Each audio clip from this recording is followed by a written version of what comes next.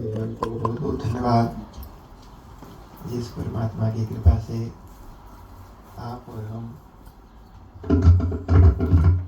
सभी ठीक ठाक हैं और अभी तक बिना किसी विघ्न बाधा के भागवत की कथा चल रही है।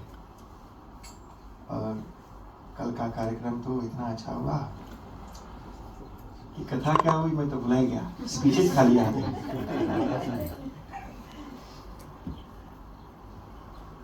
जो भगवान को धन्यवाद के बाद जो हमारे यजमान हैं खुशदीप जी और आरती, आप दोनों को भी, और आपके रत्नत्रय जो हैं, 3 रत्न, इन तीनों को, और जो आपके पूरे कार्यक्रम में शुरू से हाथ बटा रहे हैं, उन सभी का भी स्वागत और धन्यवाद।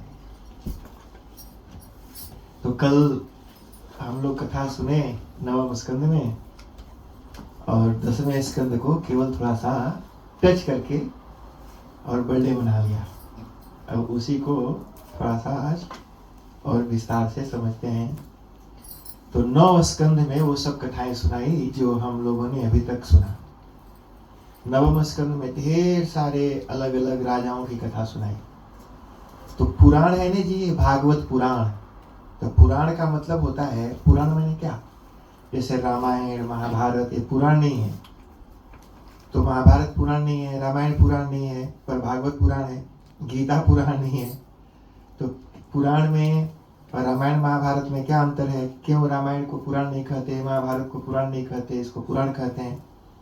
तो बताया कि सर्गश्च प्रतिसर्गश्च वंशो मनवंतराणि च वंशानुचरितं चैव पुराणं पंच लक्षणम। कहा कि 5 टॉपिक्स जहां कवर हो उनको पुराण कहते हैं। ये 5 टॉपिक्स होते क्या? तो सर्गश्च, जिसमें सृष्टि कैसे होती है उसका वर्णन हो, प्रलय कैसे होता है ये बताया गया हो, सर्गश्च प्रतिसर्ग, वंश कैसे, कौन राजा आया इसके बारे में बताया हो, फिर उसके बाद मनु के बारे में बताया हो, और फिर एक मनु के बाद दूसरे मनु, फिर तीसरे मनु से 14 मनु, तो उनके मनवंतर के बारे में बताया। ये 5 चीजें जहां पर बताई जाएं, तो सर्गश्च प्रतिसर्गश्च वंशो मनवंतराणि च वंशानुचरितं चैव पुराणं पंचलक्षणम।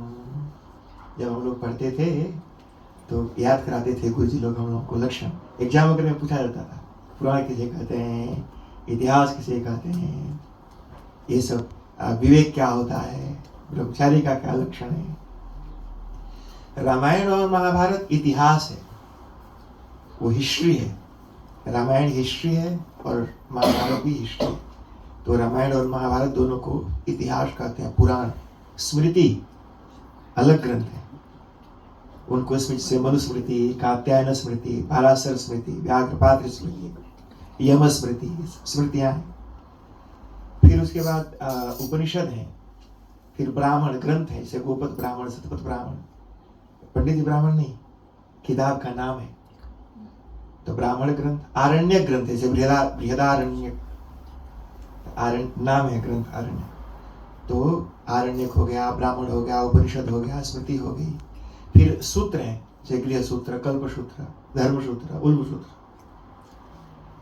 तो ऐसे हमारे ग्रंथों की परंपरा आती है, तो उसमें पुराण है। तो अब पुराण में इतने लोगों के बारे में बताया विस्तार से।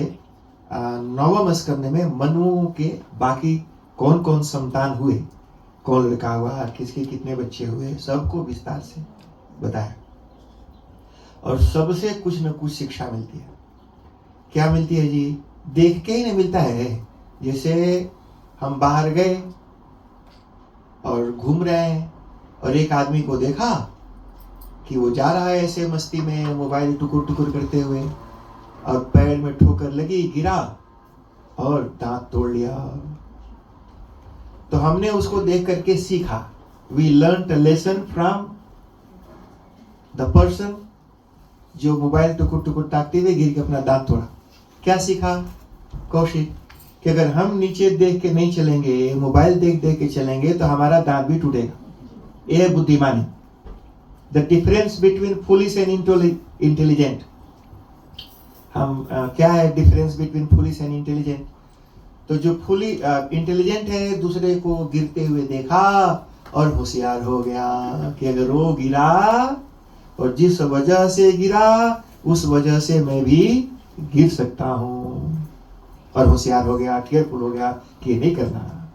जैसे शौभरी ऋषि के बारे में बताया कि वो मछलियों को देखते हुए और उनके मन में भावना जगा और फिर 5000 साल तक सनराइज देखबे नहीं किए, खिड़की खोलबे नहीं किए। तो इस तरह से हम भी पढ़ सकते हैं। यह है जी बुद्धिमान। और बेवकूफ क्या होता है? बेवकूफ सोचता है कि अरे वो गिरा तो गिरा, हम थोड़ी ना गिरेंगे, और जब गिरेंगे तो देखेंगे। तो बेवकूफ वह है जो अपना मुंह फोड़ के सीखता है, और इंटेलिजेंट वह है जो दूसरे के फूटते हुए मुंह को देख के सीखता है। तो इसलिए दूसरे को तो ये पूरा जो कथा कहानी है क्या है जी, जिन जिन लोगों का मुंह फूटा देख लो और उनको देख के सीख लो। तो इसलिए ममता विमुंचो, बोला ममता को छोड़ दो। ये शुरू में ही बोला जाया सुतादिसु ममता विमुंच। हमारे दुख का कारण यही है ना जी, हमारे दुख का कारण यही है कि मेरा है, मर गया मर गया। सुन के कोई फर्ज है बप्पा मर गया, मर गया तो मर गया, कि हमारा तो नहीं मरा ना जी, लेकिन मेरा बप्पा मर गया। तो जैसे ही मर गया और मेरे बीच में मेरा यह वर्ड आता है, अरे फिर तो सारा दुख हमारे ऊपर, दुख मेरा हो गया। और मर गया और मेरे और मरने वाले के बीच में अगर कोई संबंध नहीं है तो फिर हमको दुख नहीं होता, सिर्फ संबंध ही दुख का कारण है। तो ये बात बताई जी। और फिर सुखदेव जी महाराज से परीक्षित जी ने बोला, निवेदन किया, राजोवाच कथितो वंश विस्तारो भवता सोम सूर्ययोः राज्ञां चोभय वंश्यानां चरितम परमाद्भुतम। कहा महाराज आपने सूर्यवंश चंद्रवंश की कथा बड़े विस्तार से सुनाई, बड़ा अच्छा लगा सुन के, कैसे कैसे राजा हुए और कितनी संपत्ति उनके पास थी, कितनी सुंदर सुंदर पत्नियां थी। पुरुरवा के बारे में सुनाया 9वें स्कंद में, समय नहीं था तो मैंने आपको सुनाया नहीं। एक पुरुरवा राजा थे, वो मनुष्य थे पर उतने तेजस्वी थे कि वो स्वर्ग में जाते थे घूमने के लिए जी। जैसे सैर सपाटा करने हम फिजी जाते हैं, इंडिया जाते हैं, वैसे वो सैर सपाटा करने स्वर्ग में जाते थे। और जब स्वर्ग में जाते थे तो जो स्वर्ग के राजा है इंद्र, उनको अपने बराबर जिस गद्दी पर इंद्र बैठे थे उस गद्दी पर उनको बैठाते थे पुरुरवा को। तो वहां पर पुरुरवा इतने यज्ञ आगादी किए कि उनसे प्रसन्न होकर के और देवताओं ने जो स्वर्ग की सबसे खूबसूरत अप्सरा उर्वशी, उसका नाम है उर्वशी। क्या खासियत है? वो कभी बूढ़ी नहीं होती है। अच्छा, उसको नहाने धोने की जरूरत नहीं है, वो कभी भी नहीं नहाती है, फिर भी उसके पूरे शरीर से दिव्य खुशबू और दिव्य चमक आती है। कोई मेकअप वेकअप की जरूरत नहीं है, कोई कलर वगैरह करने की जरूरत नहीं है, कोई डेंटिंग पेंटिंग नो रिक्वायर्ड। अच्छा, और इतनी खूबसूरत, मतलब संसार की सारी अच्छाइयां उसके अंदर हैं। अगर वो सामने है वो जिसके, उसको भूख नहीं लगेगी, प्यास नहीं लगेगी, नींद नहीं लगेगी। मैंने इतना सुख था, देवताओं ने दे दिया कि जाओ स्वर्ग की अप्सरा लेके वो आ गए धरती पर थी। तो संसार की सबसे खूब, तब जो आने लगी तो इंद्र नहीं चाहते थे कि वो जाए, इंद्र नहीं चाहते थे कि वो जाए। तो उसको धीरे से कान में बोला कि ज्यादा देर तक रहना नहीं, तो मेरा मन नहीं लगेगा। तो जब आने लगी तो उसने 3 शर्त रखा पुरुरवा के सामने। कहा कि मेरे 3 कंडीशंस हैं। कहा कि मैं 2 भेड़ लेके चलता हूँ, भेड़ जानते हैं जी, कहा ये 2 भेड़ लेके चलती हूँ और प्रॉमिस करके इनकी रक्षा करेगा। अब देखो जी, जो राजा था अब वो भेड़ चराने के लिए तैयार हो गया। ये है ना जी, जब आप कहीं किसी से मन लगाएंगे तो करना पड़ेगा, जो जो कहेगी करना पड़ेगा। तो बोला ये भेड़ है, इस भेड़ को देखना पड़ेगा, एक शर्त। दूसरी शर्त है मैं केवल घी पीती हूँ, घृतम में भक्ष्यम राजन, मैं पूरी नहीं खाती, भात नहीं खाती, दाल नहीं खाती, खाली घी पीती हूँ। कोई और चाय, no tea, no coffee, no breakfast, no lunch, breakfast lunch dinner सब घी, घृतम में भक्ष्यम। तो बोला कि मुझे पीने भर का घी मिलना चाहिए, जितना पीऊं।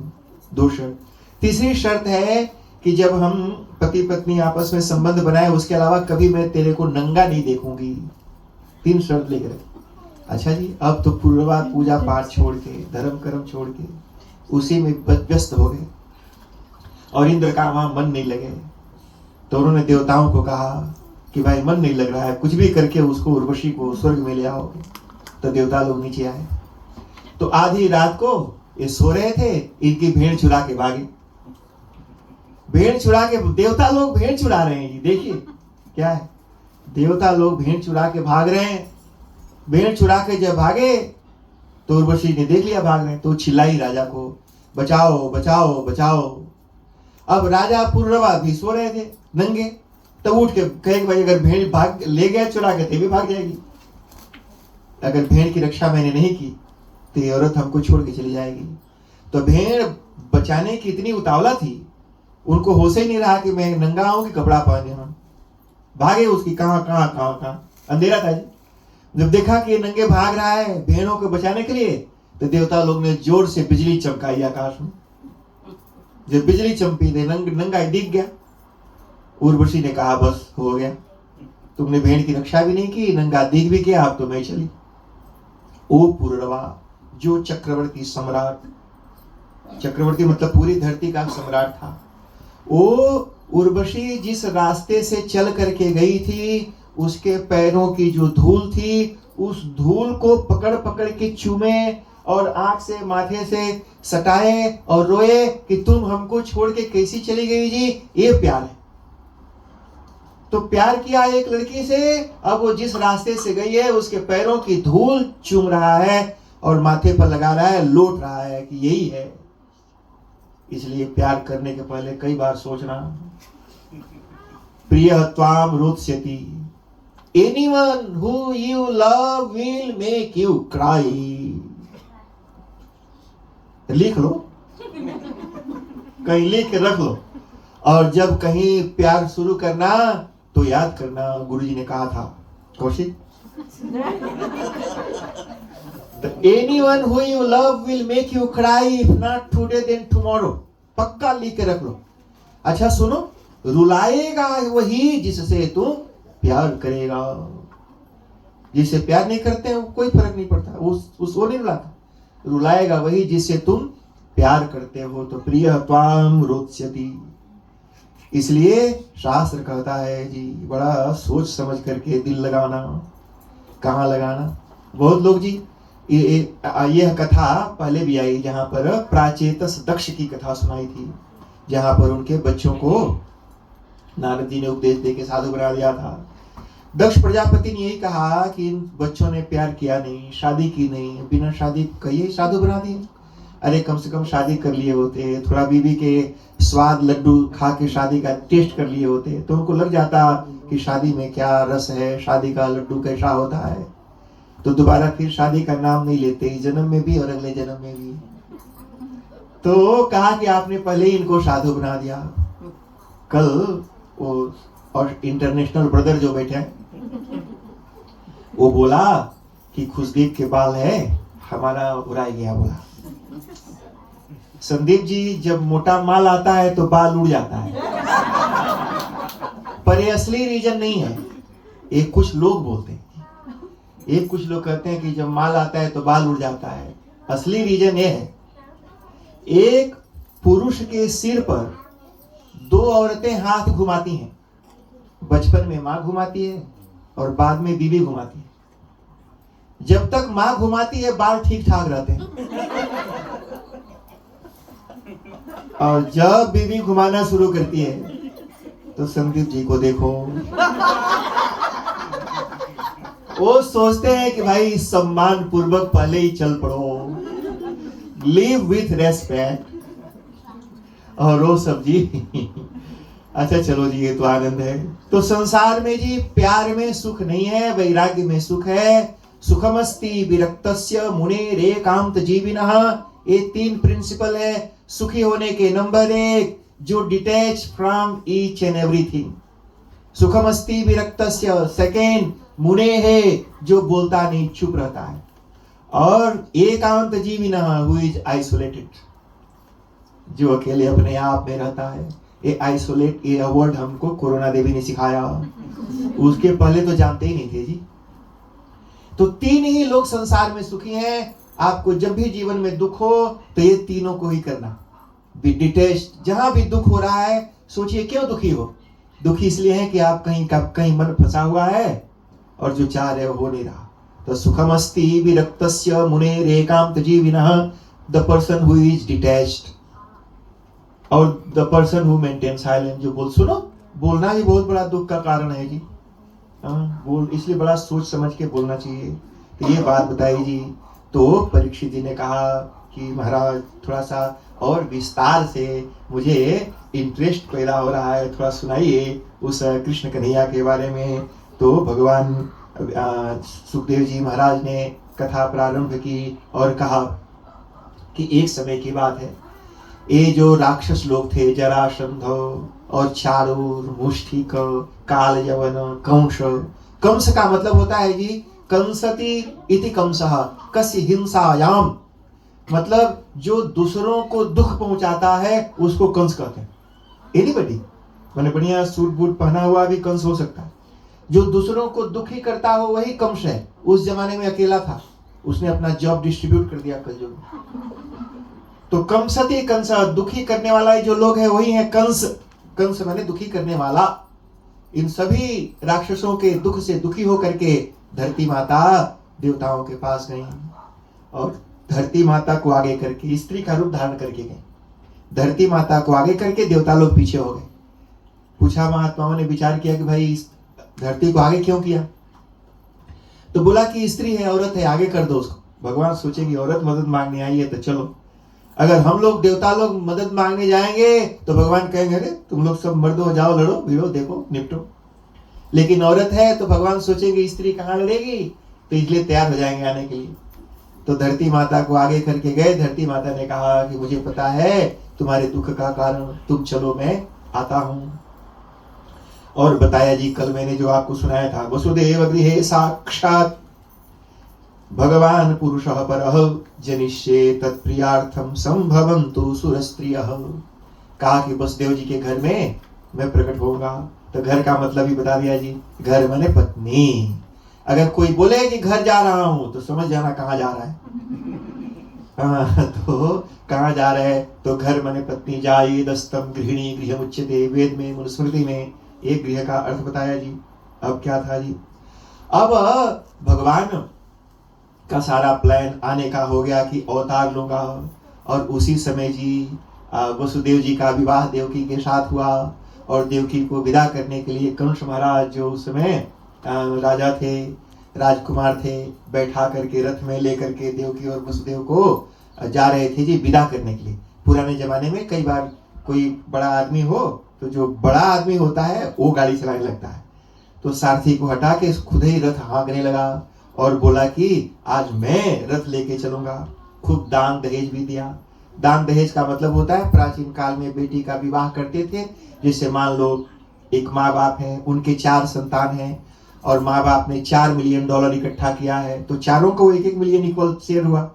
तो इसलिए 2 बच्चे हैं वो तो घर में रहेंगे तो 1-1 मिलियन को तो मिलेगा, पर बेटियां तो कहीं और जा रही हैं तो 1 मिलियन में से 500,000 उनको दे दिया कि जहाँ जा रही हो वहाँ सेटल हो जाओ। और जो 500,000 बचेगा उसमें से बीच बीच में कभी आते रहेंगे, कभी राखी है, कभी भाई दूज है, कभी भागवत है, कभी मतलब जब जब घर आती रहेंगे तो थोड़ा थोड़ा उनको दिया जाता रहता है। ये प्राचीन परंपरा, इसको संस्कृत में दाय भाग कहते हैं। मनुस्मृति ने में दाय भाग बताया हमारे धर्मशास्त्र के ग्रंथों में कि उसको देना चाहिए, उसका हिस्सा है वो।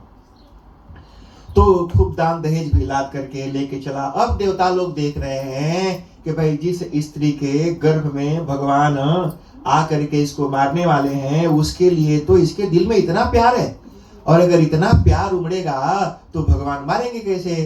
तो कहा कि कुछ ऐसा करो ताकि इसके एक कुछ गड़बड़ करे। तो उन्होंने आकाशवाणी कर दी। आकाशवाणी क्या कर दिया?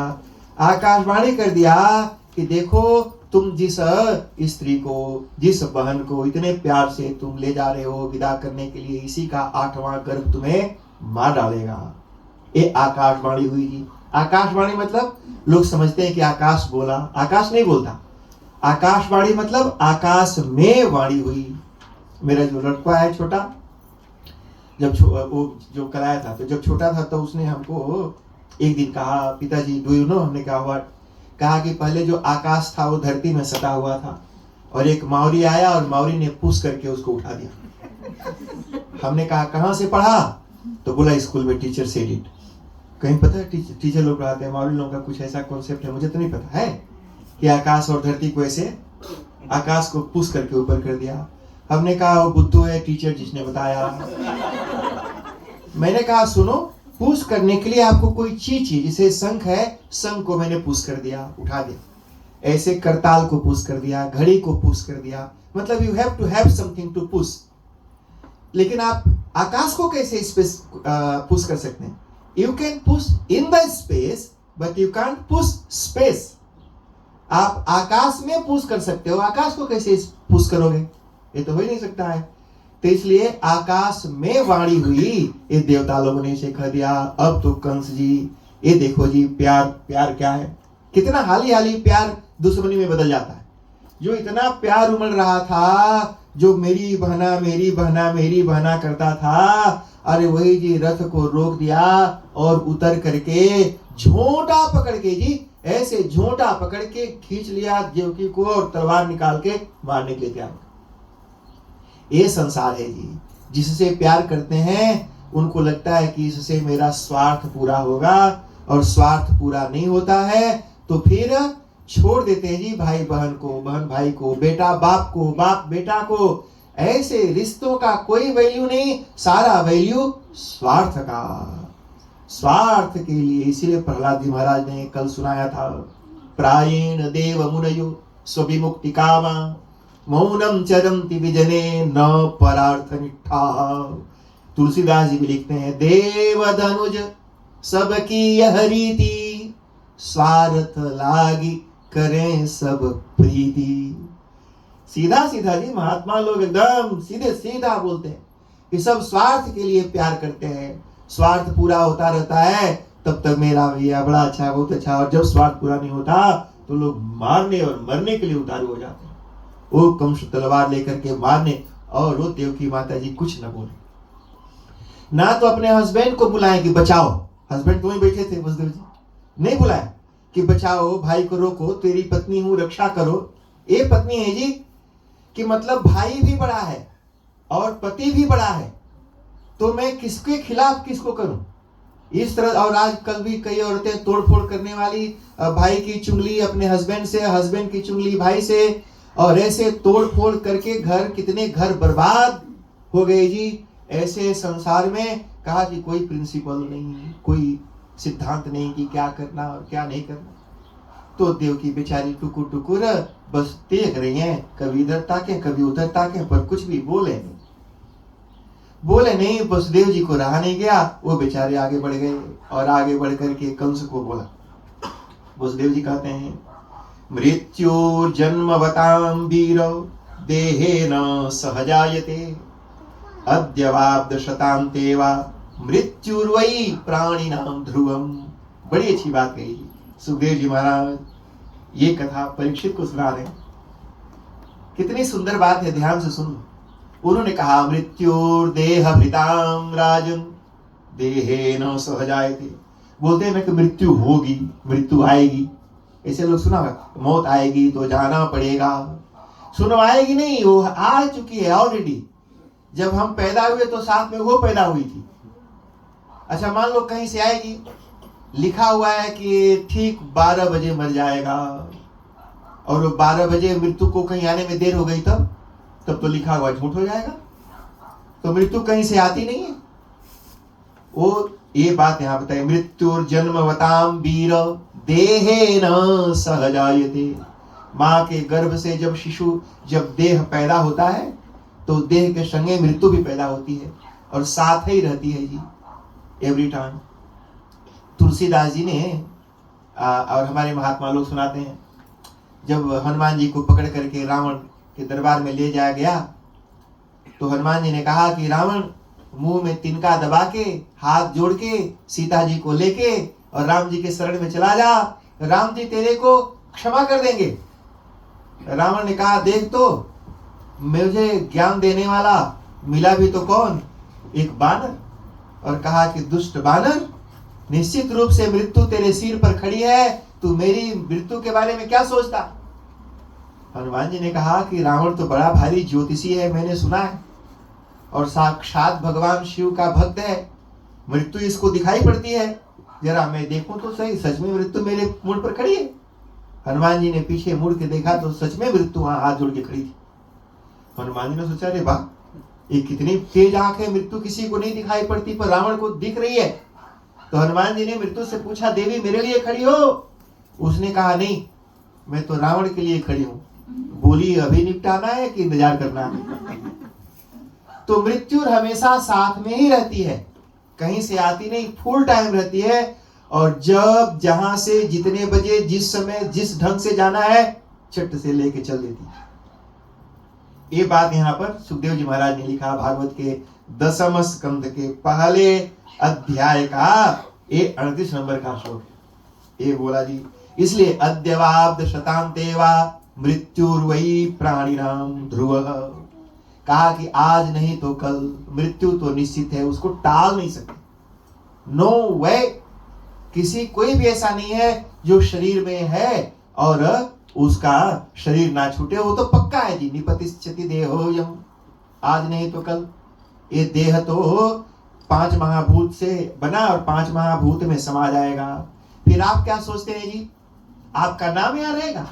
लोग नाम के लिए मरता है, लोग क्या कहेंगे, लोग सोचते नहीं, लोग क्या कहेंगे, रे क्या कहेंगे लोग, कुछ दिनों बाद ये भी मर जाएंगे जो कह रहे हैं, और जो अपने बच्चों को कह के मरेंगे वो भी मर जाएंगे, और फिर वो भी मर जाएंगे, और फिर मरते ही जाएंगे, अब फिर कोई रहेगा नहीं जी। तो इसलिए लोग क्या कहेंगे उसकी चिंता करते हो? अरे अच्छा सुनो, लोग नाम का, मेरे बच्चे हैं, मेरा नाम चलेगा, मेरा बेटा मेरा नाम करेगा, मेरा नाम लेगा। Sandeep ji, do you remember the name of your great grandfather? अरे हम अपने ग्रेट ग्रैंडफादर के नाम नहीं जानते, पूछो आपके ईशान से, वो जानता आपके ग्रेट ग्रैंडफादर का नाम? मुझे मेरे बाप के बाप को जिसने पैदा किया, फिर तो उसने मेरे बाप को पैदा किया, मेरे बाप ने मुझे पैदा किया, अगर मेरा बाप नहीं होता तो मैं नहीं होता, मेरे बाप के बाप नहीं होते तो मेरा बाप नहीं होता, मेरे बाप के बाप का बाप नहीं होता तो नहीं होते, जिसकी वजह से मैं यहाँ पर हूं, मैं उनका ही नाम नहीं जानता, तो पड़ोसी को कौन पूछता है? नाम के लिए मरते हो, कौन आपका नाम लेगा जी? कोई नहीं रहेगा। जिन लोगों के लिए हम मर रहे हैं उन्हीं के लड़के बच्चे पढ़ते पढ़ते, मान लो बेटा हमारा अगर है तो याद करें, उसका बेटा भूलना शुरू हो जाएगा, और उसका बेटा तो 100% रिसाइकल देवरेज। कोई फोटो लगा के नहीं रखने वाला है जी, अगर लगा के रखा भी तो उसकी बीवी आएगी, हटा मेरी सुंदर बीवी का फोटो यहाँ लगा, ये बुढ़ऊ का फोटो हटा यहाँ से। तो इसलिए कोई नहीं याद रखता, इसलिए नाम के चक्कर में नहीं पड़ना चाहिए। ये जी नाम और रूप, रूप का मतलब है जी शकल। तो हमारी शकल परमानेंट है? कौन है जिसकी शकल परमानेंट है? अगर मान लो आप 25 साल के हैं तो 5 साल के जब थे तब फोटो देखो ना निकाल के कैसे दिखता था, और अगर आज 50 साल के हैं तो फोटो खींच के रख लो, जब 75 साल के होना तो मिलाना, कैसे दिखोगे? तो हमारा रूप भी टिकाऊ नहीं है, नाम भी टिकाऊ नहीं, नाम और रूप बदल जाता है, इसी को मृत्यु कहते हैं जी। मूर्ख लोग, ये मृत्यु कहाँ है जी? मैं पहले अलग ढंग से दिखता था, अलग दिखता हूँ। अम्मा 5 महीने का खुशदीप था तो कैसे दिखता था? ऐसे दिखता था जब 5 साल का रहा, नहीं ना जी। तो 5 साल वाले बेबी को मिस करती हैं आप, उस 5 साल वाले बेबी को इस 50 साल वाले बेबा में देखती हैं। बदल गया ना जी, वो गया नहीं कहीं। अब 5 साल को बेबी के लिए रो नहीं रही है अम्मा कि मेरा बेबी बेबी बेबी, वो सोचते जो 5 साल वाला अब यहाँ 50 साल का होकर बैठा है। रूप बदल गया, नाम भी बदल गया। उस समय उसको बेबी कहते थे, अभी ये जवान है, हैंडसम है, तो नाम बदल गया, रूप बदल गया। और यही तो संसार है। और एक दिन समय आएगा ये पूरा रूप बदल करके ये रूप मिट्टी बन जाएगा, फिर आकाश बन जाएगा, वायु बन जाएगा, पानी बन जाएगा। ये रूप बदल गया, मृत्यु तो हुई नहीं। तो इसलिए हे राजन, चिंता क्यों करते हो? जो होना है, अच्छा सुनो, दिमाग में बैठा लो, जातस्यैव ध्रुवं मृत्युर्ध्रुवं जन्म मृतस्य च तस्माद परिहार्यर्थे न तुम सोचितुमर्हसि। भगवान ने कहा जी, anything which is beyond your control, जो तुम्हारी औकात के बाहर है, जहां तुम कुछ कर नहीं सकते, वहां मूड नहीं मारना चाहिए, एक्सेप्ट इट। और जो औकात के बाहर चीज है उसको फिक्स करने के लिए मूड मारते हैं ना जी, वो मूड मारते मारते मर जाते हैं, पर वो फिक्स नहीं होता। इसलिए पहले ही उसको एक्सेप्ट नहीं होना है, एक्सेप्ट इट, सिंपल। उसके लिए अपना जीवन नहीं खराब करना चाहिए। जो आता है आने दो, जो जाता है जाने दो, जो प्यार करता है उसे प्यार करो, जो घृणा करता है उसको भुला दो। तो इसलिए संसार है जी, इस संसार में ऐसा नहीं किसी के पीछे पड़ के किया आपका जीवन। मैंने एक दिन हमारी बात हुई खुशदीप जी से, तो मैंने बोला आधा तो हो ही गया और आधा और बचा है, इसकी गारंटी कौन देगा? किसको पता कि जितना बीत गया उतना और है? पक्का नहीं है जी, 100% मान लो उतना। अगर रहेगा भी तो शायद हम उस हालत में ना रहें ताकि हम कुछ कर सकें। इसलिए और बहुत अच्छा प्लान किया इन्होंने, प्लानिंग इनकी बहुत अच्छा है। जब 50 का हो गया, भजन करो दाढ़ी को, इसको व्हाइट नहीं होने देना। अरे तो छोटा हो गया आज।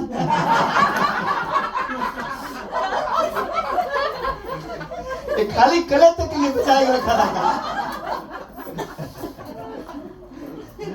तो ये है जी, जो है वो है, जितना है उसका आनंद लेना, उसका सुख भोगना, ये नहीं। और अभी बच्चे लोग हैं, अभी लोग सब संभालेंगे। तो ये बोला जी, देहे पंचत्वमापन्ने देहि कर्मानुगोवशः देहांतरमनुप्राप्य प्राक्तनम त्यजते वपुः। ये बात बताई जी, का देहे पंचत्वमापन्ने कर्मानुगोवशः। कहा कि जो देह शरीर है ये 5 महाभूतों का बना हुआ, और देहांतरम अनुप्राप्य प्राक्तनम त्यजते वपुः। एक कीड़ा होता है, ऐसे होता है और ऐसे एक उठा के मुंह आगे रखता है, और फिर यहाँ वाला उठा के यहाँ रखता है, फिर ऐसे फिर ऐसे फिर ऐसे। क्या बोलते हैं जी? कटा पीला। कटा और पीला, क्या नाम है उसका? यही बोलते हैं कटा पीला। अंबिका जी बोलते हैं कटा पिलाया नहीं। अच्छा तो सुनो, वो एक जगह से मुंह उठाता है और जब यहाँ जब धर देता है तो फिर यहाँ से उठा लेता है। कहा कि वैसे ही शरीर में रहने वाला जो मैं हूं आत्मा, वो अपना एक ठिकाना ढूंढ लेता है। पहले एक ठिकाना ढूंढ लेता है और फिर इस शरीर से निकल के उस शरीर में चिपक जाता है। चाहे कोई भी ठिकाना हो, नरक का ठिकाना हो, प्रेत का ठिकाना हो, या हिरण का ठिकाना हो, चींटी का, मक्खी का, जैसा उसका कर्म और प्रारब्ध है, उस प्रारब्ध के हिसाब से एक ठिकाना छोड़ के इधर से निकल गया। इसलिए हे राजन, तुम चिंता मत करो और मृत्यु की भय को अपने मन से निकाल दो। और अगर तुम्हें लगता है कि ये मारेगा, तो मैं तुम्हें वचन देता हूं, इसके जितने भी बच्चे होंगे, मैं तुम्हें 8वां मारेगा ना, मैं 8 के 8 1 से लेके 8 तक सारे बच्चे तेरे को दे दूंगा, पैदा होते ही तुम उनको मार डालना। और यह वचन वसुदेव जी ने दिया। कंस को पता है कि वसुदेव जी सत्यवादी हैं, झूठ नहीं बोलते। एक बार जो बोल दिया वो बोल दिया। ये हम कलयुग के लोग जी सुबह से शाम तक 100 बार अपना स्टेटमेंट बदलते हैं। सुबह कुछ बोला, संध्या को नहीं सूट किया तो स्टेटमेंट बदल दिया।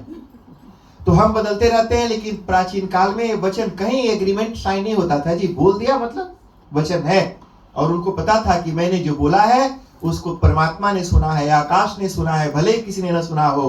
तो इसलिए मुझे मेरे वचन को निभाना है। और मैंने जैसे आपको कहा था वो रिकॉर्डेड है। अगर आप मुकर भी गए तो आगे जाएंगे तो वहां पर सब सुनते हुए और उसका फल भोगते हुए जाना पड़ेगा। कंस ने वसुदेव जी की बात पर भरोसा किया और भरोसा करके इनको छोड़ दिया। जब इनको छोड़ दिया तो देवताओं को फिर चिंता हुई कि छोड़ दिया जी, इससे और ज्यादा से ज्यादा पाप कराओ कि हाली से भगवान प्रकट हो जाए। तो घूमते घामते उसके जो मंडली है, मित्र मंडली, जो उसके यार दोस्त लोग थे जी, दुष्टों के दोस्त भी दुष्ट ही होते हैं, उन सब ने कहा कि क्या पता है कि जब इसके बच्चे पैदा होंगे तो तुमको देगा ही, और मान लो कहीं बदल के दे दिया और कहीं नहीं दिया तो क्या करोगे, या कहीं रातों रात छोड़ करके मथुरा भाग गया तो क्या करोगे, इसलिए इसको जेल में डाल दो। तो जेल में डाल दिया। तो जेल में डाल दिया। जब बुद्धदेव जी का बच्चा हुआ तो उसको लेकर के वो आए और कंस को दे दिया। तो कंस ने देखा और देखते ही उसको दया आ गई, कहा कि हमको तो 8वां मारने वाला है, इसको नहीं मारूंगा, लौटा दिया। अरे तो फिर नारद जी आ गए और नारद जी ने आकर के कंस के सामने अपने हाथों को ऐसे बनाया, इस तरह से अष्टदल कमल, इसमें 8 हैं जी। तो ऐसे बनाया और बोला कि देखो इसमें से 8वां कौन है। तो कंस बोलना महाराज गिनना कहां से है। कहा कि यहां से गिनो तो 8वां यहां होगा, यहां से गिनो तो 8वां यहां होगा। डिपेंड्स कि कहां से तू गिनती शुरू करता। तो कोई भी 8वां हो सकता है। अगर यहां से गिनेगा तो 8वां यहां, यहां से गिनेगा तो 8वां, यहां से गिनोगे तो 8वां ये।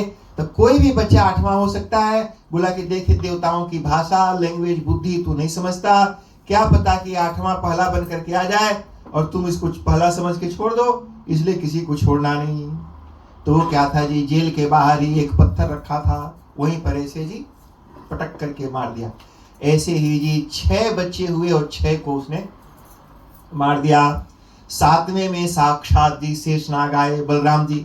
तो भगवान ने माया अपनी, जो उनकी माया है योग माया, उनको कहा कि इनको गर्भ से ही निकाल करके और ले जा करके रोहिणी माता के गर्भ में स्थापित कर दो। क्या विद्या थी जी, ये सोचिए, गर्भ यहां से वहां ट्रांसफर कर दिया। क्या नॉलेज था उस समय भी, ये सब था। आपको पता है कौरव लोगों का जन्म कैसे हुआ था? अभी टेस्ट ट्यूब बेबीज होते हैं, वो सारे टेस्ट ट्यूब बेबीज थे, जितने भी कौरव थे सब घड़ा में रख के पैदा किए गए थे जी। अच्छा, तो इस तरह से पुराने जमाने में भी ये सब होता था, सारा टेक्नोलॉजी था। और जितना एडवांस होता उतना तो यही नहीं है उस समय तो ऐसा। अच्छा, बूढ़ा को जवान करने वाला कोई टेक्नोलॉजी है? अभी नहीं है। कोई ऐसा टेक्नोलॉजी है कि आप बुढ़ाएंगे नहीं? अभी अमेरिका वाले काम कर रहे हैं, बना रहे हैं। इजराइल भी बना रहा है, और Israel is faster than America. एक वो टेबलेट बना रहे हैं कि उसको खाएंगे तो आप 135 ईयर्स तक बूढ़े नहीं होंगे। अभी वो बना नहीं है, मैंने नजर लगा रखा है। तो इस तरह से जी जो संसार है, पुराना टेक्नोलॉजी बहुत स्ट्रांग था। हमारे सरियाती के बारे में आता है, वो बूढ़े थे और उनको अपनी औषधि आदि से जवान कर दिया था। तो इस तरह से ऐसी कला थी जी। तो उनको गर्भ ट्रांसफर कर दिया। अब 8वें गर्भ में भगवान नारायण का प्रादुर्भाव हुआ, भगवान वहां प्रकट हो गए। तो सभी देवता लोग आ गए जी भगवान को याद दिलाने के लिए। देवताओं ने आकर के भगवान की स्तुति की जी। एक श्लोक, वैसे तो बहुत ढेर सारे हैं, एक स्तुति सुन लीजिए, बड़ा सुंदर श्लोक है। और क्यों ये है ये बताता हूं। सत्यव्रतम सत्य परम त्रिसत्यम, सत्यस्य योनिम निहितं च सत्ये, सत्यस्य सत्यवृत सत्य नेत्रम, सत्यात्मकम त्वाम शरणम प्रपन्नाः। ये आकर के सभी देवताओं ने बार बार सत्य सत्य सत्य सत्य बोला। कहा कि महाराज आप सत्य हैं, सत्य हैं, सत्य हैं। क्यों बोला जी? देवताओं ने सोचा कि अगर भगवान को लगेगा कि देखो इस संसार में ऐसे मनुष्य बन करके अवतार लेकर के आना ठीक नहीं है। क्यों ठीक नहीं है? कहा कि जेल में आया, पैदा होने के पहले ही माँ बाप जेल में हैं, जेल में पैदा होना, और एक मेरे पहले आए हुए भ्राताश्री को दूसरे जगह ट्रांसफर करना पड़ा, और फिर यहाँ लड़ाई झगड़ा कचकच, कितना टेंशन है। एक कचकच में पड़ना ठीक नहीं है। जहां मैं क्षीर सागर में बैठा हूँ वहीं शांति से बैठा रहूंगा। तो कहीं अपना जो प्रॉमिस है उसको छोड़ करके और अवतार लेने का इरादा ही न बदल दें। तो इसलिए बार बार उनको बोला सत्य व्रतम सत्य परम त्रिसत्यम। सत्य सत्य इसलिए बोला, कहा महाराज सत्य तो आपका व्रत है, मतलब एक बार आपने बोल दिया है तो आप अपने वचन से मुकरोगे नहीं। आई हुई मैं अंबिका जी को याद कर रहा था कि आए काहे नहीं अभी तक, तो आपका स्वागत है। तो सत्य व्रतम सत्य परम त्रिसत्यम, कहा कि बार बार याद दिला रहे हैं कि आप सत्य व्रत हैं और आप महाराज अपने वचन को छोड़ करके जा नहीं सकते जी। तो इसलिए भगवान ने कहा अच्छा अच्छा सुनो सुनो देवता लोग, अब बहुत कुछ करने की जरूरत नहीं है, हमको याद है कि हमने क्या वचन दिया है, आप लोग जाइए और मैं अब यहाँ आऊंगा रहूंगा। अब ब्रह्मा जी ने सभी देवताओं से कहा कि चलो निकलो भाई, अब यहाँ का काम हो गया। तो देवता लोग वहां से आगे बढ़वे नहीं करें। देवताओं ने कहा, सोचा कि ऐसा है ब्रह्मा जी हम लोगों को कह देंगे चलो चलो चलो, और खुद रुक के यहाँ पर कुछ तमाशा देखेंगे जो भी बाद में होने वाला है। देवताओं ने कहा कि नहीं महाराज आप आगे आगे चलो, ताकि हमको भरोसा हो जाए कि हमारे जाने के बाद कुछ और यहाँ अच्छा होने वाला नहीं है। तो ब्रह्मेशान पुरोगा, ब्रह्मा जी को आगे करके और ब्रह्मा और ईशान मने भगवान शिव। ईशान है यहाँ पर एक इंटरनेशनल ईशान। तो ब्रह्मा और ईशान को आगे करके और सभी देवता लोग पीछे पीछे वहां से चल पड़े जी। और फिर क्या था जी, अथ सर्वगुणोपेतः कालः परम शोभनः, कहा कि सर्व गुणों से युक्त परम सुंदर काल। अच्छा देखो जी, लोग बोलते हैं काल बड़ा बुरा है, सुना है, टाइम बुरा चल रहा है। कई बार लोग मेरे पास आते हैं और स्पेशली बिजनेस वाले लोग ना जी, उनको पूछो तो वो बोलेगा बड़ा धंधा मंदा है, रोता ही रहता है जी बिजनेस वाले, पता नहीं क्यों। मैंने उनको लगता है कि अगर बोलेगा कि अच्छा चल रहा है तो पंडित जी बोलेंगे कुछ जेब खाली कर दे, लेकिन उसको नहीं पता है कि अगर वो बोलेगा कि ठंडा है तो सच में ठंडा हो जाएगा। लोगों को बुझाता नहीं, जो बार बार बोलते हैं कि मेरा बड़ा मंदा है, वो मंदा मंदा सुनते सुनते जो गर्म है ना वो भी मंदा हो जाता है। इसलिए झूठ नहीं बोलना चाहिए। अच्छा चल रहा है तो बोलो अच्छा चल रहा है, मत तो दान रखना, कौन बोलता है तो, लेकिन झूठ तो मत बोलो। उस जो भगवान तुमको दे रहा है, अच्छा चला रहा है, उसको ये तो नहीं बोलो, भगवान को झुठलाओ तो नहीं कि हमारा अच्छा नहीं चल रहा है। तो लोग दोष देते हैं कि समय बड़ा बुरा चल रहा है, समय बड़ा खराब था इसलिए ऐसा हो गया। तो कहा कि देख समय बुरा नहीं होता, समय अच्छा नहीं होता। अच्छा मुहूर्त भी नहीं होता जी, ये मुहूर्त का भी हमारे शास्त्रों ने विरोध किया है। कहीं ज्योतिष के कुछ मुहूर्तवादी लोग मुहूर्त मानते हैं, लेकिन इन सिद्धांत रूप से यहाँ देखोगे तो वहां मुहूर्त का कोई वैल्यू नहीं है। क्यों नहीं है? कहा कि देखो आप और सब में से कौन है जो पैदा होने के पहले मुहूर्त पूछ के आए। पूछा क्या पंडित जी से कि महाराज अच्छा मुहूर्त बताओ, मैं पहली बार संसार में आ रहा हूं, कब आऊं? घर में जाने का मुहूर्त पूछता है। अरे इस संसार में आने का मुहूर्त पूछना चाहिए था। कितने लोग हैं मुहूर्त पूछ के आए जी? कोई नहीं पूछा। अच्छा मरने के पहले मुहूर्त पूछोगे? पंडित जी को फोन करके महाराज मरेला मुहूर्त बताओ कि स्वर्ग जाऊं। जनता ही नहीं कब मरेगा। तो पैदा होने का मुहूर्त है नहीं, मरने का मुहूर्त नहीं है। एक बात और बता दो, किसी पंडित से मुहूर्त पूछ के अच्छा मुहूर्त में मर्डर करो। पंडित से मुहूर्त पूछ के अच्छा मुहूर्त में मर्डर करो, फल किसका मिलेगा? मुहूर्त का कि मर्डर रूपी कर्म का? कर्म का। अच्छा अगर अच्छे समय में बुरा कर्म करो तो अच्छा समय भी बुरा हो जाता है, और बुरे समय में भी अच्छा कर्म करो तो बुरा समय भी अच्छा हो जाता है। और समय अच्छा और बुरा नहीं होता है, हमारा कर्म अच्छा और बुरा होता है। और समय में टुकड़ा टुकड़ा भी नहीं होता है जी। समय में संडे मंडे ट्यूसडे नहीं होता। क्यों नहीं होता? क्योंकि संडे मंडे सब झूठ है जी। क्यों झूठ है? कहा कि ये होता ही नहीं है। क्यों नहीं होता? यो जान लो। There are two types of reality. Kishan, sun rises in the east, true और फॉल्स? जल्दी करो, टाइम नहीं है। ट्रू। तो किशन ने बोला true. Sun rises in the east is true. अच्छा सुनो, द अर्थ मूव्स, धरती घूमती है, सन कहीं नहीं घूमता, जहां है वहीं है। द अर्थ मूव्स और due to movement of earth sun is visible and sun is not visible. यही है ना, साइंस तो ही कहता है कि धरती के मूवमेंट के हिसाब से कभी सन दिखाई पड़ता है, कभी नहीं दिखाई पड़ता है। वो सन राइज सनसेट नहीं, वो जहां है वहीं है, वो सेट नहीं होता, आज नहीं होता। धरती कभी ढकती है तो दिखता नहीं, और कभी हो जाती है तो दिखता है। ठीक है जी। फिर से पूछता हूं, sun rises in the east, true और फॉल्स?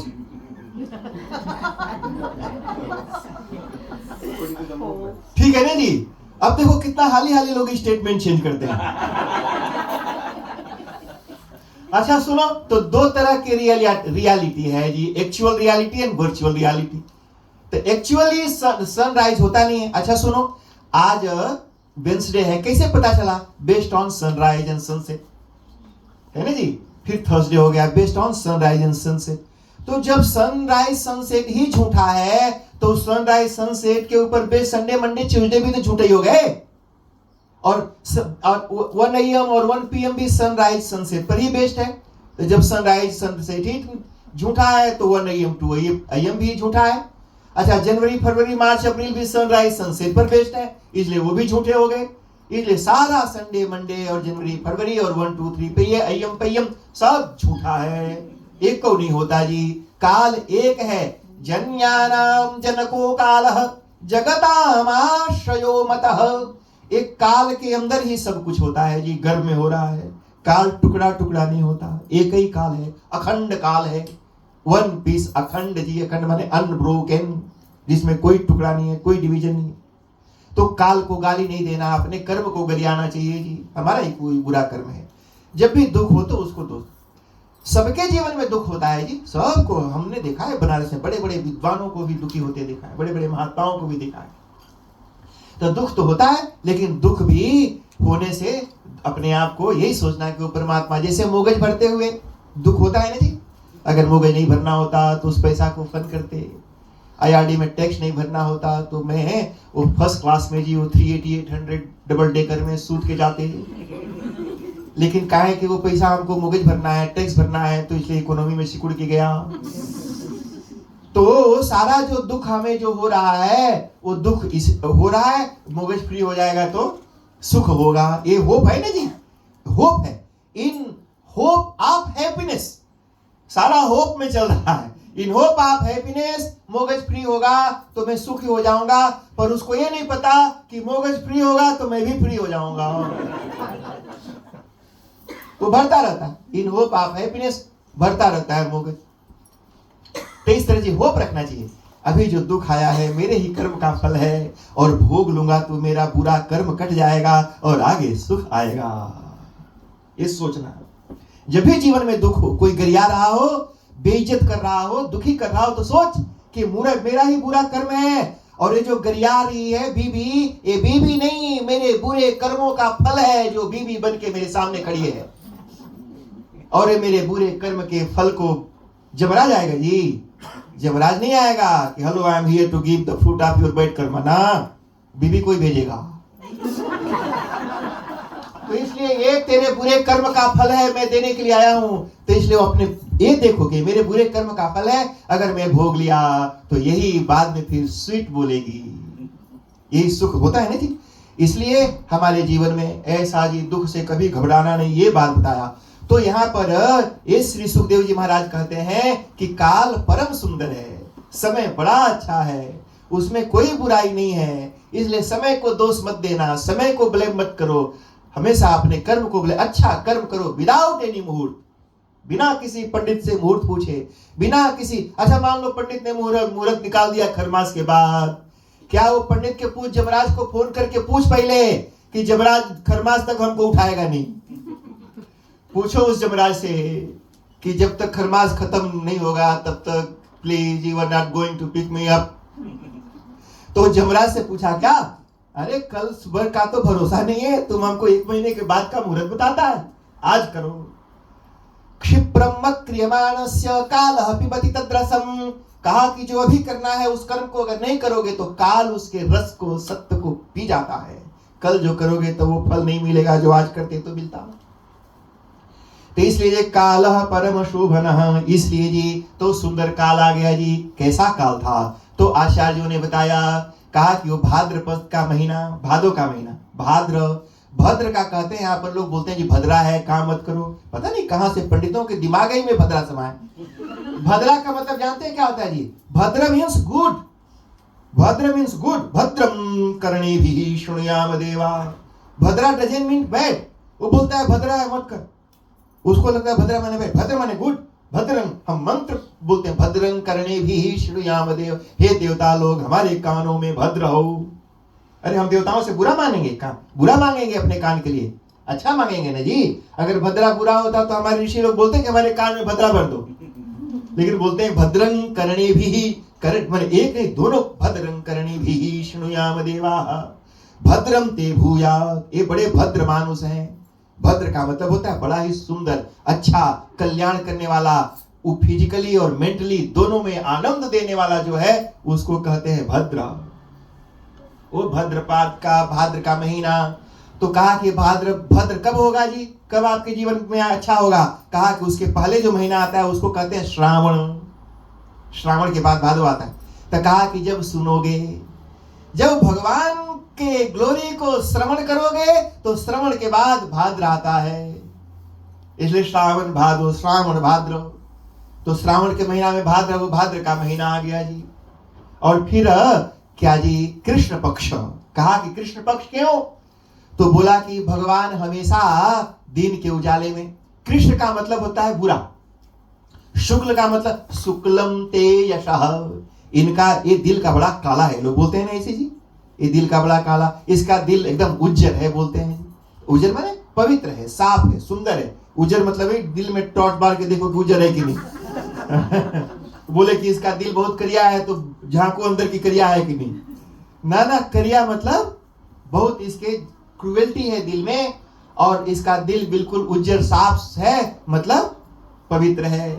तो शुक्ल का मतलब पवित्र लोग और कृष्ण का मतलब बुरे लोग। भगवान ने कहा कि कोई ये ना कहे कि मैं शुक्ल पक्ष में ही, माने अच्छे लोगों के ही फेवर में रहता हूं, मैं बुरे लोगों के भी पक्ष में हूं, फेवर में हूं। मतलब जिनको आप बुरा मानते हो उसको बनाने वाले आप हैं क्या? उसको भी मैंने बनाया, भगवान ने कहा, इसलिए वो भी मेरे हैं। मैं बुरे लोगों के भी पक्ष में मैं भी हूं। आजकल के लोग ये चूज करते हैं, वो आदमी अच्छा नहीं है। अरे अच्छा नहीं है डिसाइड करने वाला तू कौन होता है? और भगवान के डिसीजन को चैलेंज करने वाला तू कौन होता है? अगर भगवान ने उसको बनाया तो कुछ सोच के बनाया होगा ने जी। सब में कुछ अच्छाई और बुराई होती है। भगवान तेरे को सूट नहीं करता है वो तेरी प्रॉब्लम है, तेरे को नहीं सूट करता वो तेरी प्रॉब्लम है, वो अच्छा नहीं है, इट्स ओके। पर वो तेरे को सूट नहीं करने की वजह से थोड़ी ना, जैसे उनको फूल को भी सूट नहीं करता है, वहां बैठे हैं तो इसलिए, और किसी किसी को नहीं सूट करता, नहीं सूट करता, अब इसका मतलब फूल गोभी को गिराएंगे। अरे भाई हमको नहीं सूट करता है क्योंकि हमारे लिए वो नहीं है, लेकिन किसी के लिए वो बहुत अच्छा होगा। अब मैंने वो नहीं पी, अच्छा मुझे सिगरेट नहीं सूट करता, सिगरेट का धुआं अगर मेरे नाक में कहीं से थोड़ा भी आ जाए तो अगले 2 दिन तक सिर दर्द करता रहेगा। हमको नहीं सूट करता है, कहीं भी अगर आ गया तो भयानक सिर दर्द हमको होने लगता है। लेकिन जिनको सूट करता है जी, जब तक वो इधर से धुआं डालते नहीं तब तक पीछे कुछ निकलता ही नहीं, माने उनको आदत है। तो इसलिए जिनको सूट करता है वो उसी से जीता रहते हैं, और जिनको नहीं सूट करता है उनको पसंद ही नहीं है। तो इसलिए भगवान बनाने वाला वो परमात्मा है, उसने सबको दिमाग में रख करके, वो है नहीं जी, भगवान तो है जो सबके बारे में सोचता हो। नहीं तो फिर हम मनुष्य क्यों होते जी, हमारा जीवन में दुख क्यों होता? तो ये बात बताई जी। तो कहा कि बुरे लोगों के भी पक्ष में मैं हूं, ये बात बताई। फिर अष्टमी तिथि, अष्टमी तिथि के दिन आए जी। अष्टमी तिथि क्यों? तो ये बताया। कहा कि देखो कुल 15 तिथियां होती हैं, 1 से लेके 15 तक, प्रतिपदा, द्वितीया, तृतीया, चतुर्थी, पंचमी, षष्ठी, सप्तमी, अष्टमी, नवमी, दशमी, एकादशी, द्वादशी, त्रयोदशी, चतुर्दशी, अमावस्या और पूर्णिमा। शुक्ल पक्ष की पूर्णिमा, कृष्ण पक्ष की अमावस्या। तो 15 को आधा आधा करोगे तो 7 इधर 7 इधर और बीच में 8। तो बीच में जो 8वीं तिथि है अष्टमी, भगवान वहां आए। क्यों आए जी?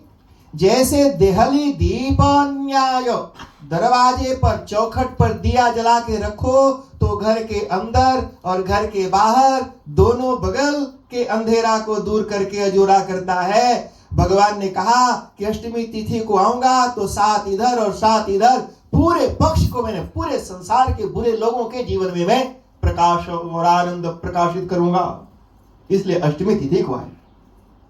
फिर चंद्रमा, कहते जी अष्टमी को चंद्रमा दिखाई पड़ते हैं, चंद्रवंश में आए। चंद्रवंश में क्यों आए? कहा कि इसके पहले वो सूर्य वंश में आए थे। कोई ये न कहे कि खाली सूर्य माने तेजस्वी लोगों का ही पक्ष लेते हैं, जिनमें कम तेज है उन लोगों के पास नहीं जाते। तो इसलिए मैं कम तेज वाला जो चंद्रमा, उसके पक्ष में भी आता हूं। तो चंद्रवंश में आ गए। रोहिणी नक्षत्र, कहा रोहिणी नक्षत्र में क्यों? कहा कि मेरे से पहले जो बलराम जी थे रोहिणी माता के गर्भ में गए। अच्छा सुनो, अगर किसी से काम कराओ तो उसको कुछ गिफ्ट, प्रसाद कुछ देना जरूर चाहिए जी, जिसके वजह से anyone who is being reason of your happiness, जिसकी वजह से आपके जीवन में खुशी आती है, जो आपकी खुशी का कारण बनता है, जिसने आपको खुश किया उसको खुश जरूर करना चाहिए, मतलब उसको कुछ देना चाहिए।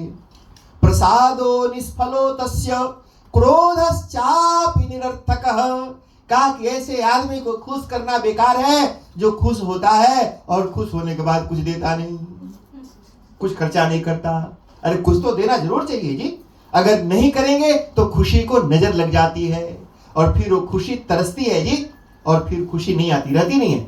इसलिए हमेशा जब भी जीवन में खुशहाली हो इसलिए हमारे शास्त्रों में देखो, बच्चा होता था तो लोग दान करते थे, शादी होती थी तो दान करते थे, बर्थडे होता था तो आज भी जी हमारे इंडिया के कुछ लोग यहाँ पर हैं, बर्थडे है तो बच्चे के हाथ से टच करा के कहीं ना कहीं ब्राह्मण को, जहाँ मंदिर में, दान जरूर करते हैं।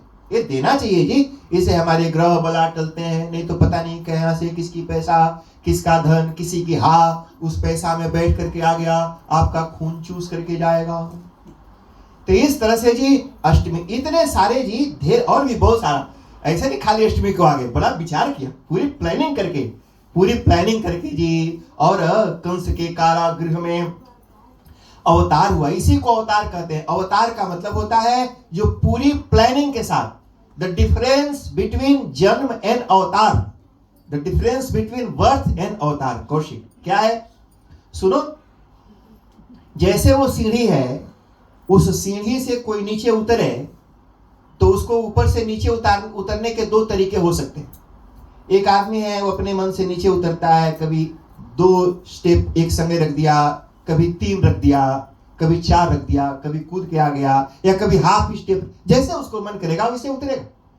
और एक उतरने का तरीका है कि कोई पीछे खड़ा है और एक लात उसको मारा और वो रोल करते हुए नीचे उतर गया। तो 2 तरह से उतरा, एक अपनी मर्जी से उतरा और एक लात खा के उतरा। तो जो लात खा के उतरा उसको नहीं पता कि वो कहां गिरेगा उसको नहीं पता, लेकिन जो उतर रहा है उसको पता है कि कहां गिरना। तो जो अवतरती, इसी को संस्कृत में कहते हैं उतरना को अवतरती, उतरना, अवतरती ती अवतार, उतरने का नाम है अवतार। जब पहले बोलेंगे अवतरती मतलब in process of coming down, अवतरती, और जब उतर गया तो बोलेंगे अवतीर्ण, माने अवतार हो गया उसका, माने उतर गया। तो हमारा जन्म होता है और भगवान का अवतार होता है। जब हम पैदा होते हैं तो हम प्लान नहीं कर सकते, वी डोंट डिसाइड कि मेरी माँ कौन होगी, मेरा बाप कौन होगा, मैं रेकी में पैदा होऊंगा कि सुआ में पैदा होऊंगा कि इंडिया में पैदा होऊंगा, ये हम डिसाइड नहीं करते। भगवान हमसे पूछते नहीं है बता कहाँ पैदा होना चाहता है। मैं पंडित हूं जी, मुझसे भी नहीं पूछा। अगर मुझसे पूछा होता कि बताओ पंडित जी कहाँ जन्म लेना चाहते हो, तो मैं तो प्रिंस चार्ल्स का नाम बताया होता। खुशदीप जी को फोटो खिंचाना पड़ता मेरे फोटो के साथ। लेकिन भगवान हमसे नहीं पूछते हैं, इसलिए हमारा जन्म है। अच्छा सुनो, जैसे मेरे कर्म थे, किसने लात मारा हमको? हमारे कर्मों ने लात मारा, और कर्मों ने लात मार करके गिराया।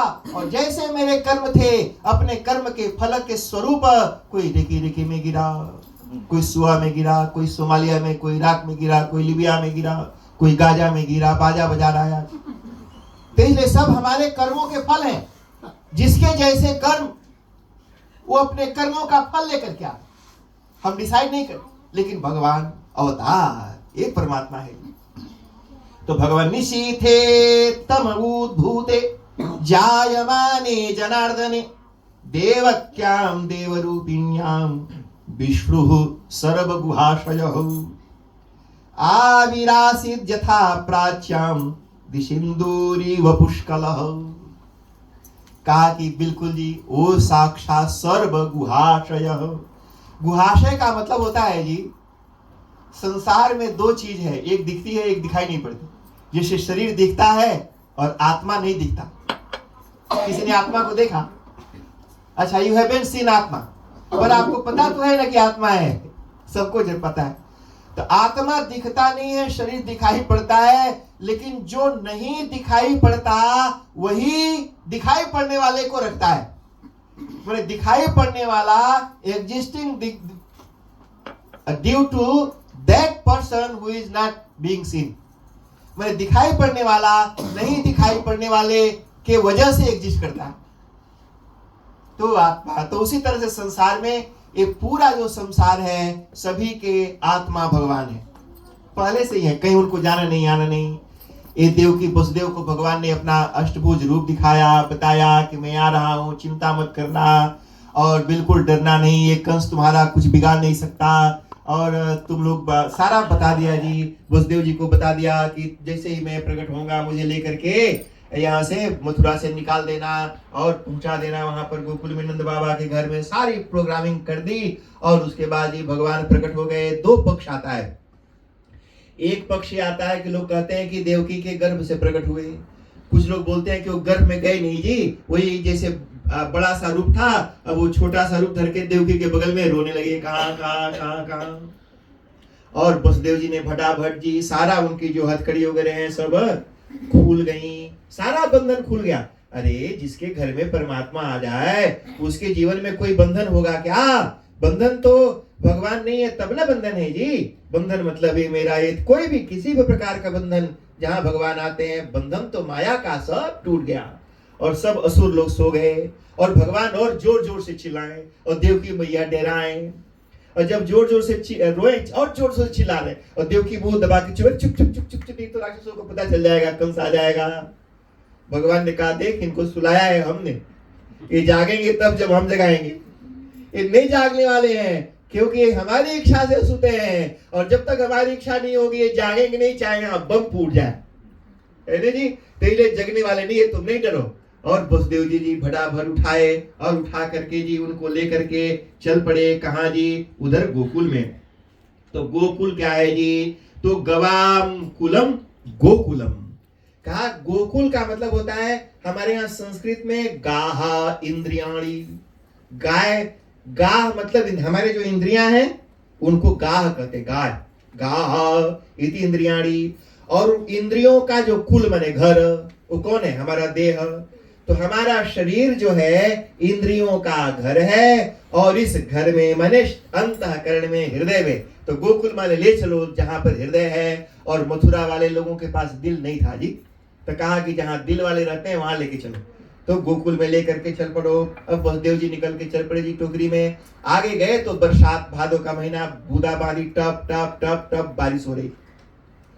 शेषनाग ने सोचा कि बारिश हो रही है, भीगेंगे तो कहीं इनको निमोनिया ना हो जाए, और अभी कोई वैक्सीनेशन वगैरह हुआ ही नहीं है।